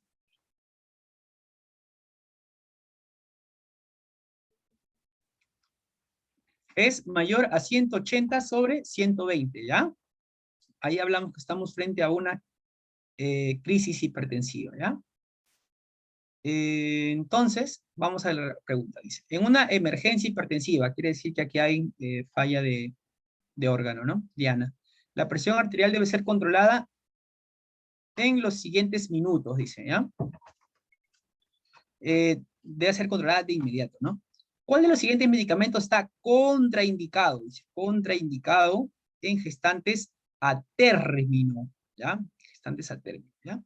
Entonces vamos a ver cuáles son los que están contraindicados, ¿ya? ¿Le damos metildopa a una gestante a término? Sí, ¿no? Le podemos dar hasta 3 gramos, 1 gramo cada 8, ¿ya? La betalol era el de elección, o sea, sí le podemos dar, no hay problema. Nifedipino, 10 miligramos, también le podemos dar, ¿ya? Ahora, acá está la que puede confundir, ¿no? Bien, este es el neuroprotector, ¿ya? Y este de acá, pero la pregunta, ¿cuál nos orienta? Al contraindicado, y el contraindicado es el nitroprusiato de sodio. Otro que está contraindicado, los IECAS. Los IECAS están contraindicados. Y otro que está contraindicado, los árados, ¿ya? Árados, los sartán, captopil, no, eso no. Eso no se llevan con la gestante, ¿ya? Nada que ver con IECA, nada que ver con ARA, nada que ver con nitroprusiato de sodio, ¿ya? Así que ese sí que está contraindicado. A ver, uy, ¿qué pasó acá? A ver, seguimos. Ya, me parece que esta es la última, porque acá ya viene la de residentado médico, ¿ya? Entonces vamos a responder estas 3 últimas. Creo que me he pasado de horas, ¿no? Chicos, ¿cuánto era el límite? Creo que me dijeron media hora nada más. Son 1:30, 8. Uy, 1 hora y media hemos llevado conversando. Ya, a ver, vamos a seguir. Dicen, seguimos, ¿no? A ver, ¿cuál es el medicamento de elección en el tratamiento de la convulsión en preeclampsia? A ver, chicos, lo dejo a su libre disposición. A ver, ¿cuál ustedes eligen? ¿Cuál es el de elección para la convulsión? El neuroprotector de elección. A ver, ¿qué dicen? Bien, sulfato de magnesio, muy bien. Ya está, ya están, ¿ya ves? ¿Cuál es el medicamento que se debe indicar para la prevención de preeclampsia en la población peruana? A ver, ¿qué dicen, chicos?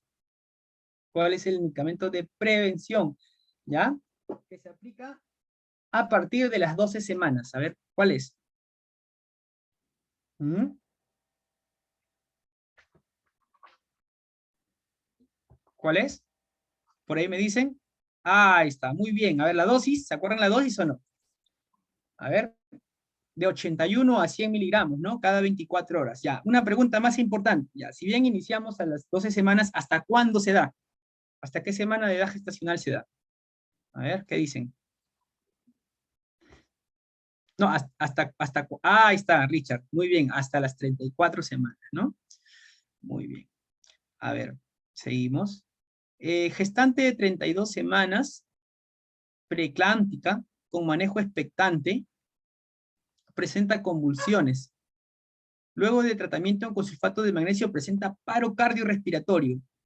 ¿Ya? Quiere decir que se intoxicó con sulfato de magnesio. Su magnesio estaba más de 10. ¿Ya? Hubo paro cardiorrespiratorio, la respiración es menos de 14. Estuvo los reflejos tendinosos abolidos o disminuidos. ¿Ya? ¿Cuál es el antídoto? ¿Qué hacemos? Tenemos 1 minuto para salvar la vida. ¿Qué hacemos? ¿Qué le damos? ¿Qué dicen? ¿Mm?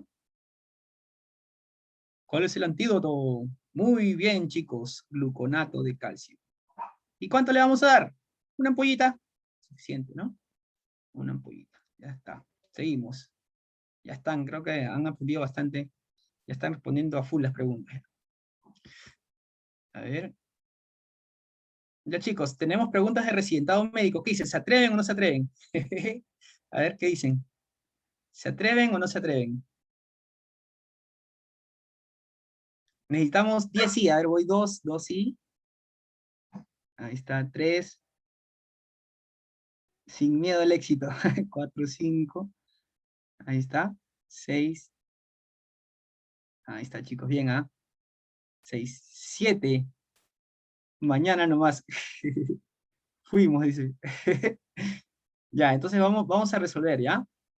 Pero quiero que ustedes la resuelvan para que vean que con esta charla pueden resolver preguntas de residentado médico también, ¿ah? Van a ver que sí van a poder resolver. Y van a ver que son fáciles, ¿ah? Van a ver que sí van a poder resolver. A ver, vamos, ustedes mismos la van a resolver, ¿ya? Vamos. A ver, ¿cuáles son los eventos en la fisiopatología de la preeclampsia relacionados a la placentación? Eso ya lo hablamos, lo explicamos, diferenciamos cuando era una gestante normal con una gestante preeclampsia. ¿Qué pasaba? Ya, a ver, ya les voy dando unas pistitas, ¿ya? Tenía que ver algo con el flujo y con la resistencia, ¿ya? A ver, ¿ustedes qué opinan de las preguntas? ¿Cuál dicen? A ver, ¿cuál es la respuesta? Para que vean que también pueden resolver preguntas de residentado médico, ¿ah? Uy, a ver. Por ahí me dicen la A. Por ahí dicen la D.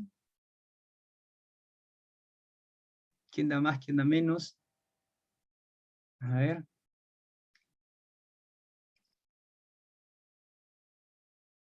A ver, chicos, más alternativas. ¿Quién dice? A ver. Por ahí otra dicen la A.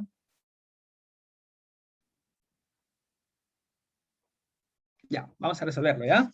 A ver, ¿se acuerdan que les mencioné que cuando las células del trofoblasto, el citotrofoblasto invade la capa muscular de las arterias espirales, hacen que las arterias espirales sean más grandes, ¿ya? Más grandes, y por lo tanto, como son más grandes, va a haber un buen flujo, el flujo va a estar ok, ya, va a pasar acá bacán, un buen flujo, ¿ya? Alto flujo, y la resistencia, como no va a haber resistencia, una baja resistencia, ¿no? Baja resistencia vascular. Entonces, vamos a orientarnos a eso, ¿ya? Vamos a orientarnos a eso. Dice, lesión endotelial, si hay, y alto flujo en las arterias espirales. Chicos, en la preeclampsia hay alto flujo. Esto que les expliqué, esto de acá es de un gestante normal. En la preeclampsia esto no se da. En la preeclampsia las arterias espirales son chiquititas, ¿ya? Más bien hay bajo flujo y una resistencia aumentadísima. Alta la resistencia. Esa es en la preeclampsia. Esta es una normal. Grandecito. Acá no, acá está contraído. Mira. Porque invadió mal, las células del trofoblasto invadieron mal la capa miometrial de las arterias espirales. Entonces acá, alto flujo, en la fisiopatología de la preeclampsia, no. Más bien bajo flujo. Engrosamiento de la íntima y baja resistencia de las arterias espirales, dije. Baja resistencia, no, hay una alta resistencia en la preeclampsia, no pasa. ¿Ya? Isquemia placentaria y alto flujo, no hay alto flujo, hay bajo flujo en la preeclampsia. Lumen dilatado, no, lumen contraído. ¿Ya? Entonces, ¿cuál es la respuesta, chicos? Insudación del plasma y proliferación de células de mioíntima. Esa es la preeclampsia, se quedan en la íntima nomás, no llegan a la muscular. ¿Ya? Esa es. ¿Ya? Ya, muy bien, muy bien. Vamos con esta. Ustedes pueden, a ver, vamos con esta. La siguiente. A ver qué dice. Según esta de 25 años, con 26 semanas de gestación y antecedente de preeclampsia en su primer embarazo. Actualmente normotensa y examen clínico normal para su tiempo de gestación. ¿Qué examen auxiliar predice la posibilidad de un cuadro de preeclampsia? Eso se lo dejo a su libre albedrío. Mira, ustedes mismos lo van a resolver, ya saben ya la respuesta, creo. Ya, te dicen, ¿qué examen auxiliar predice? Hemos hablado de predictores, ¿ah? Les hablé de un predictor muy bonito, incluso le puse la fisiopatología.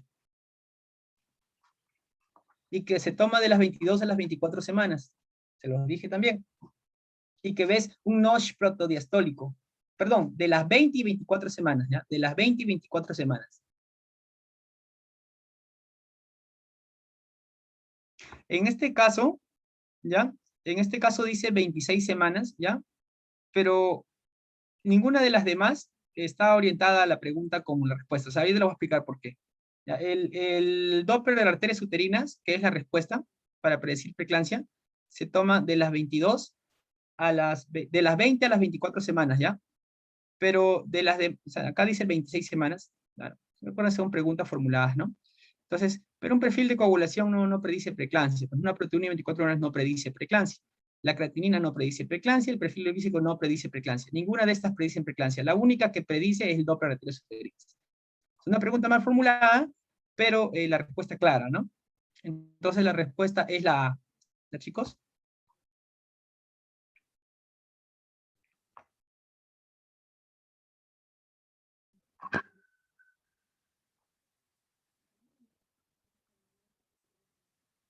Ya. A ver, quedan 3 preguntitas de residentado médico. A ver qué dicen. Del 2018, están actuales. Gestante de 18 semanas por fecha de última regla. Acude por cefalea, malestar general. Se evidencia en la ficha perinatal presión arterial elevada en su último control. Al examen está hipertensa, por esta, yo digo que es una gestante hipertensa, ya, latidos cardíacos fetales normales, el grupo tenía 16, ecografía, gestación única activa de 18, o sea, la ecografía me confirma, 18 semanas. ¿Cuál es el diagnóstico? Me dice acá. Ya, a ver, se acuerda. Le voy a dar una pista, ¿ya? Para que ustedes mismos lo resuelvan, ¿ya? Los trastornos hipertensivos del embarazo que se presentan pasadas las 20 semanas son 2. O es la preeclampsia, o es la hipertensión gestacional. ¿De cuál no es? ¿Cuál es la respuesta? ¿Cuál sería la respuesta? A ver, lean.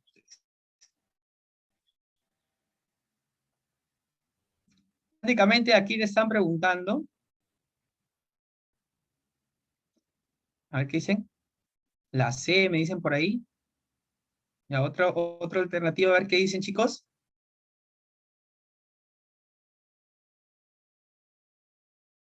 Por ahí me dicen la A. Ya, mi tocayo. Ya, mira. A ver, vamos a desglosar una. Preeclampsia superpuesta a hipertensión crónica. Para yo decir que esté en preeclampsia, yo tiene que pasar más de 20 semanas. ¿Está a más de 20 semanas? No. Para yo decir eclampsia, primero tiene que estar en preeclampsia, ¿no? Entonces, ¿está en preeclampsia? No, porque no está a más de 20 semanas. Así tenga cefalea, ¿ah? Así tenga cefalea, porque si no está más de las 20 semanas, no puede ser una preeclampsia o eclampsia. Hipertensión gestacional, más de 20 semanas está. Acuérdense que le dije que la hipertensión gestacional iba más de 20 semanas sin falla de órgano y sin proteinuria. Entonces, no puede ser esto. Síndrome de preeclampsia, no, nada que ver con preeclampsia porque está antes de las 20 semanas, ¿ya? Hipertensión arterial crónica, esa es la respuesta. La A, chicos, la A, ¿ya? La A. Seguimos. Gestante de 33 semanas acude por cefalea intensa, ¿ya? Aquí sí, pues no cambia la cosa, mira, tiene más de 20 semanas y tiene cefalea. Ahí sí cambia la cosa, ¿no? Examen, elevadas las presiones, 28 centímetros altura uterina, movimientos fetales presentes, latidos fetales 136. ¿Cuál es el diagnóstico más probable? Me dice acá. A ver, ¿qué dicen, chicos? Tiene más de 20 semanas. Ya no necesito la proteinuria porque ya tiene su presión muy alta, ya tiene su cefalea intensa. Ya saben que este es un premonitorio de la eclampsia, pero no me dice que ha convulsionado todavía. ¿Cuál es el diagnóstico probable? Preeclampsia con signos de severidad. Muy bien, chicos. ¿Ya ves? Han resuelto una pregunta de residentado médico. Imagínense, mira. Entonces, muy bien, ¿ah? Muy bien. Entonces, seguimos. La última, de residentado médico. Primigesta de 20 años, ¿ya? 20 años, raza negra, raza afroamericana. Chicos, me olvidé de mencionarle. A ver quién me dice cuáles son los 2 factores protectores de preeclampsia. O sea, los que me va a proteger de que no haga preeclampsia. ¿Quién dicen? ¿Cuáles son los 2 factores protectores de preeclampsia? A ver, ¿quién dice? Factores protectores de preeclampsia. Menciónenme los 2 factores, lo dicen el Harrison, ¿ah? ¿Cuáles son los 2 factores protectores de preeclampsia?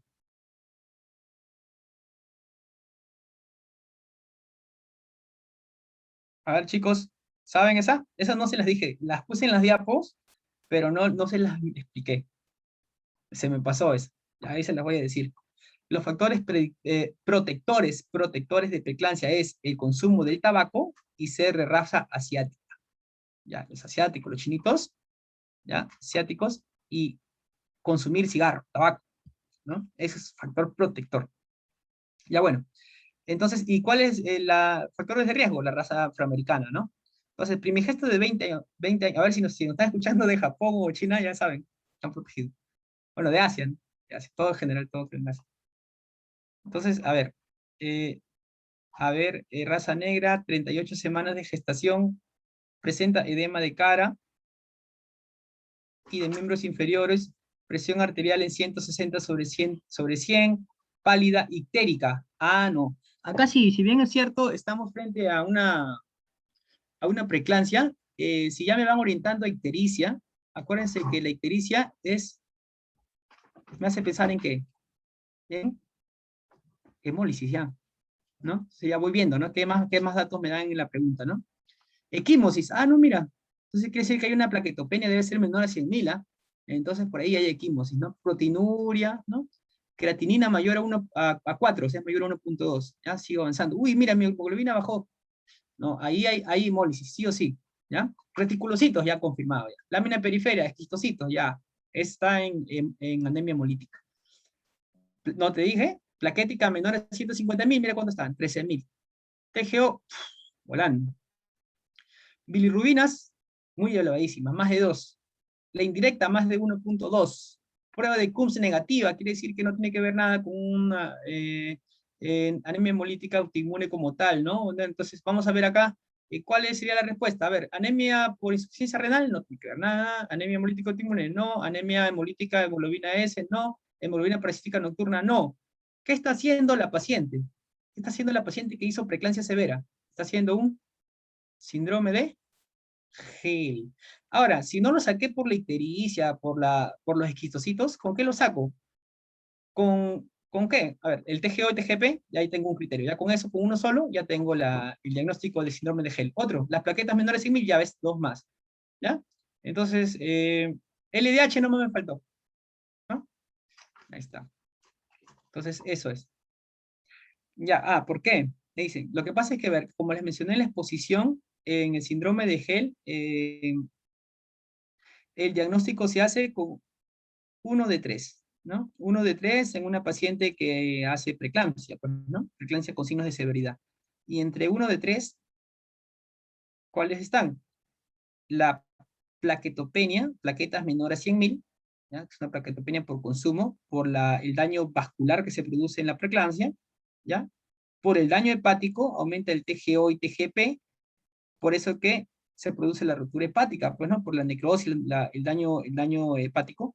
TGO, TGP mayor a 70, y acá también la tenemos, miren, el TGO, TGP está en 290. Y ya mayor a 70 ya está su criterio para considerar un síndrome de Gel. La plaquetopenia menor a 100.000, ¿acá cuántos tenemos? Mira, 13.000, ya, entonces ya van, si necesitábamos uno, ya tenemos dos ya. ¿Ya? Y lo otro es la lactato deshidrogenasa, pues, ¿no? La LDH que es más de 600, que nos indica el trastorno inflamatorio, ¿no? Y no lo tenemos acá, pero ya con estas dos es suficiente. Ya, entonces, un dato más, podemos también las bilirrubinas indirectas mayor a 1.2, también es otro criterio. Entonces, mira, acá tenemos en 5. O una bilirrubina total mayor a 2, ya acá tenemos en 10. Entonces, por donde la veamos, es un síndrome de Gel. ¿Ya? ¿Ya, Moisés? Y ya, pues, ¿no? Ya, bueno, hasta aquí les he traído un regalito para los que se han quedado hasta el final y me han soportado 8, 9, 10 a 2 horas, me han soportado. Ya. Entonces, vamos con esta ENAN del 2021. Esta es la pregunta que me vino en mi examen de ENAN. Entonces, eh, vamos a resolverlo, ¿ya? Gestante con preeclampsia severa en trabajo de parto. Recibe sulfato de magnesio para evitar las convulsiones. Entonces, lo que te dice acá, ¿cuál es el parámetro no indicado para evidenciar una intoxicación? Ya, le di sulfato de magnesio, ¿qué controlo? Para ver que no la estoy intoxicando, ¿ya? Entonces, la frecuencia respiratoria menor a 14, eso sí, tengo que controlarlo. Los reflejos oxitocinosos para ver hiporreflexia, eso sí, tengo que controlarlo.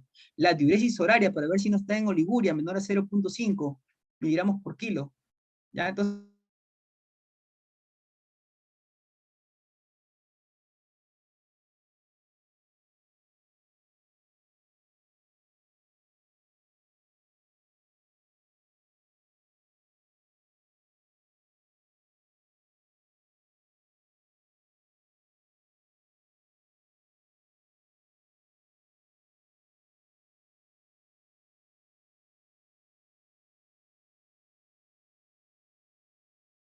dolor en epigástrico y sangrado vaginal rojo vinoso. A ver, los que saben obstetricia, ¿qué me indica el sangrado vaginal rojo vinoso de Courvoisier?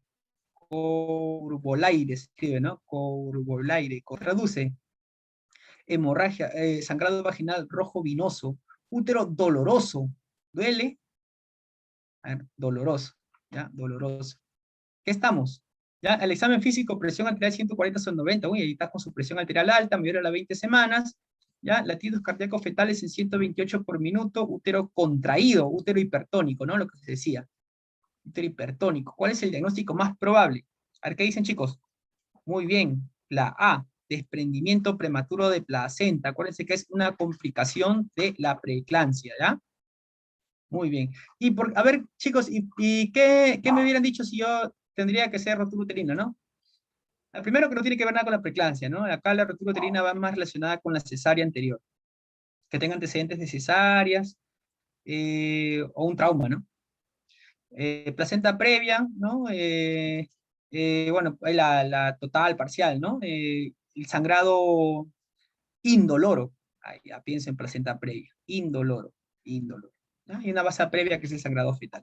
Entonces acá es el detenimiento prematuro de placenta. Ya está. Ya está, chicos. Ahí le dejo mis perritos que me acompañan cada vez que estudio. Ahí está Figo y Mini. Mis dos perritos. Mini es mi nueva adquisición, pero ha crecido más rápido que Figo. Aquí les he puesto. Muchas gracias por su atención. Espero que les haya gustado. Ya. Bueno, chicos, agradecer a Giancarlo por su tiempo de habernos explicado más sobre el tema y esperemos tenerlo en alguna otra ponencia. También invitarlos a que lo sigan por Instagram. Se encuentra como @VázquezMed2020. No sé si Giancarlo quieres agregar algo.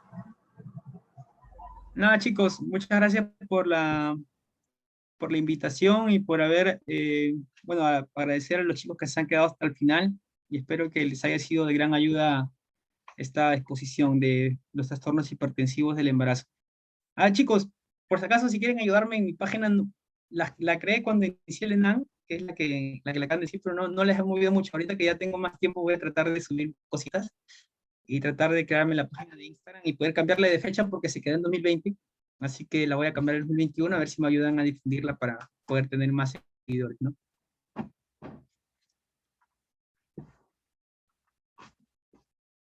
Ya, entonces eso sería todo. Muchas gracias otra vez. En unos segundos se les estará enviando por el chat el enlace del post-test donde tendrán solo 15 minutos para responder. Así que espero que hayan estado muy atentos a la ponencia del día de hoy. Eso sería todo. Gracias. Muchas gracias.